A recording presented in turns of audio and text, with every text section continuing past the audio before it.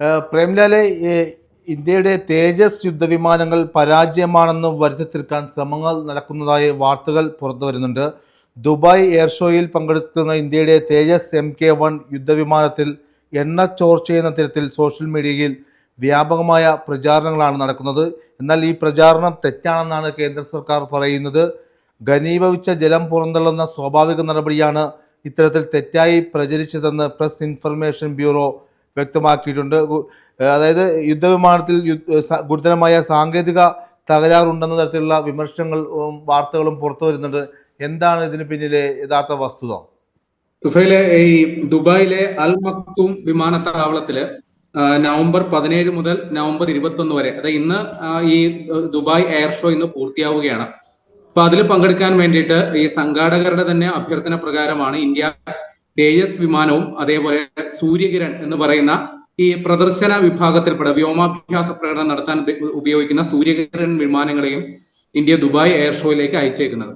ഈ Dubai air ഷോയില് രണ്ടാമത് തവണയാണ് തേജസ് യുദ്ധവിമാനങ്ങൾ പ്രദർശന വിഭാഗത്തിൽ ഉണ്ടാവുക. അതവിടെ ഗാലറിയിൽ, അതായത് പവലിയനിൽ പ്രദർശിപ്പിക്കുന്നതിനോടൊപ്പം തന്നെ കൃത്യമായ സമയക്രമത്തിൽ ഇത് ആകാശത്ത് പറന്ന് വ്യോമാഭ്യാസ പ്രകടനങ്ങൾ കാഴ്ചവെക്കുകയും ചെയ്യും. അപ്പൊ ഇതുകൊണ്ട് ഉദ്ദേശിക്കുന്നത് ഈ വിമാനം വാങ്ങാൻ താല്പര്യപ്പെടുന്ന വിദേശ രാജ്യ പ്രതിനിധികൾക്ക് അതുമായി ബന്ധപ്പെട്ടുള്ള കാര്യങ്ങൾ വിശദീകരിക്കുക, അവർക്ക് താല്പര്യമുണ്ടെങ്കിൽ ഇന്ത്യയുമായി നേരിട്ട് ഇതുമായി ബന്ധപ്പെട്ടുള്ള ചർച്ചകൾക്ക് വഴി തുറക്കുക. ഇതൊക്കെയാണ് ഈ എക്സിബിഷൻ കൊണ്ട് പ്രാഥമികമായി ഉദ്ദേശിക്കുന്നത്. അതോടൊപ്പം തന്നെ മറ്റു രാജ്യങ്ങളുടെ മുമ്പിൽ ഇന്ത്യയുടെ കരുത്ത്, വ്യോമ മേഖലയില്, വ്യോമ സൈനിക മേഖലയിൽ ഇന്ത്യ സ്വന്തമായി നിർമ്മിച്ച ഒരു വിമാനം അത് പ്രദർശിപ്പിക്കുക എന്ന് പറഞ്ഞാൽ അത് ഇന്ത്യയുടെ ഒരു അഭിമാന പ്രശ്നം കൂടിയാണ്. അപ്പൊ ഇവിടെ ഇപ്പോ ബോധപൂർവം ഈ തേജസ് യുദ്ധവിമാനങ്ങൾക്ക് വലിയ തകരാറുണ്ട് എന്ന തരത്തിൽ ചിത്രീകരിച്ചുകൊണ്ട് സോഷ്യൽ മീഡിയ പ്രചാരണം നടക്കും. പ്രത്യേകിച്ചും അതിനെ ഈ നാലാംകിട ഈ 2 വീലറുകളൊക്കെ ഉണ്ടല്ലോ, അതിനോട് സാദൃശ്യപ്പെടുത്തി ഓയിൽ ലീക്ക് ഉണ്ട് എന്ന തരത്തിലാണ് പ്രചാരണമൊക്കെ നടക്കുന്നത്. അപ്പൊ അതുമായി ബന്ധപ്പെട്ട് കൃത്രിമമായി സൃഷ്ടിക്കപ്പെട്ടതും ദുർവ്യാഖ്യാനം ചെയ്തിട്ടുള്ളതുമായിട്ടുള്ള ചിത്രങ്ങൾ സോഷ്യൽ മീഡിയയിൽ വ്യാപകമായി പ്രചരിക്കുന്നുണ്ട്. അപ്പൊ ഇപ്പോ ഇതില് പ്രസ് ഇൻഫർമേഷൻ ബ്യൂറോ ഒരു ഫാക്ട് ചെക്ക് നടത്തിയിട്ട് അതിൽ വിശദീകരണം കൃത്യമായിട്ട് കൊടുത്തിട്ടുണ്ട്. ഇത് ഒരു കാരണവശാലും ഒരു ഓയിൽ ലീക്ക് അല്ല.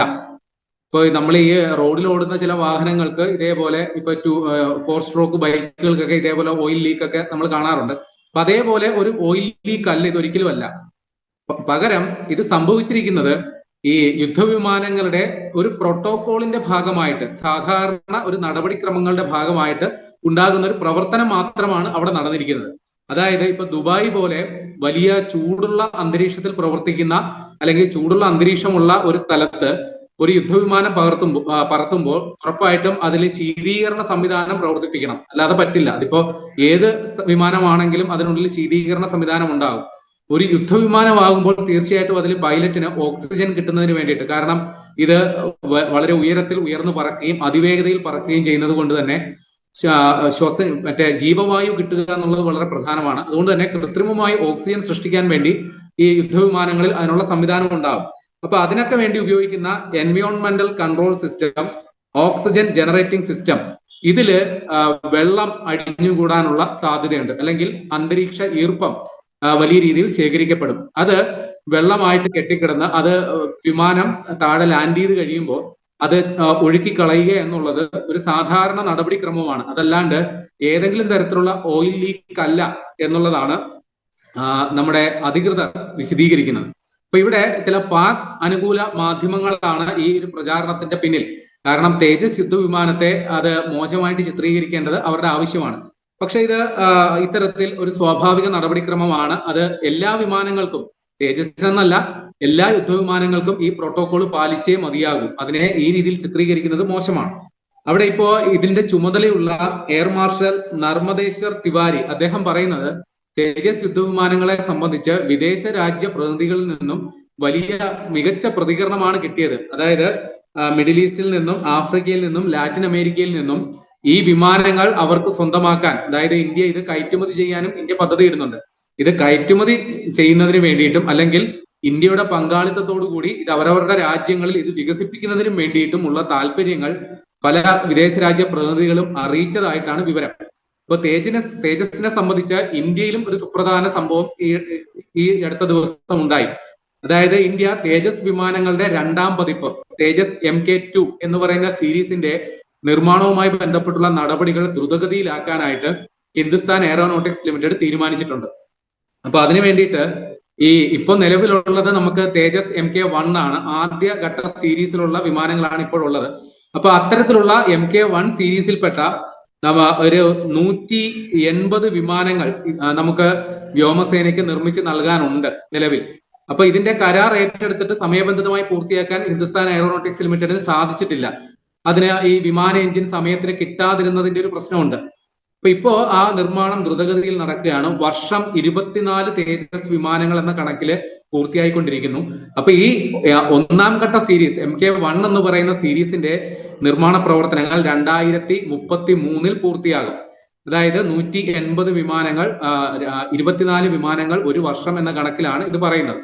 ഇതിനുശേഷം MK2 എന്ന് പറയുന്ന സീരീസിൽപ്പെട്ട വിമാനം തേജസിന്റെ കുറെ കൂടി പരിഷ്കൃത വെർഷൻ അത് 2033 തന്നെ നിർമ്മാണം ആരംഭിക്കത്തക്ക തരത്തിൽ ഇതിന്റെ അനുബന്ധ ജോലികൾ എത്രയും പെട്ടെന്ന് ആരംഭിക്കാനായിട്ടാണ് ഹിന്ദുസ്ഥാൻ എയറോനോട്ടിക്സ് ലിമിറ്റഡ് തീരുമാനിച്ചിരിക്കുന്നത്.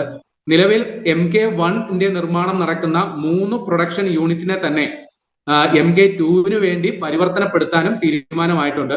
അങ്ങനെ 2034 തന്നെ MK2 വിഭാഗത്തിൽപ്പെടുന്ന തേജസ് യുദ്ധവിമാനങ്ങൾ നിരത്തിലിറക്കാൻ അല്ലെങ്കിൽ വ്യോമസേനയ്ക്ക് കൈമാറാനായിട്ടാണ് ഇപ്പോൾ തീരുമാനമായിരിക്കുന്നത്. അപ്പോ ഈ 2034 പുറത്തിറങ്ങുന്ന MK2 എന്ന് പറയുന്ന തേജസിന് കുറെ കൂടി പ്രത്യേകതകളുണ്ട്. ഇപ്പോ MK1 എന്ന് പറയുന്ന തേജസിന്റെ 1ാം വെർഷനിൽ ഉപയോഗിക്കുന്നത് GE എന്ന് പറയുന്ന കമ്പനിയുടെ 404 എന്ന് പറയുന്ന സീരീസിൽപ്പെട്ട എഞ്ചിൻ ആണെങ്കിൽ തേജസിന്റെ അടുത്ത പതിപ്പിൽ ഉണ്ടാവുക ജിയുടെ തന്നെ F414 എന്ന കുറെ കൂടി ശക്തിയുള്ള എഞ്ചിൻ ആയിരിക്കും ഉണ്ടാവുക.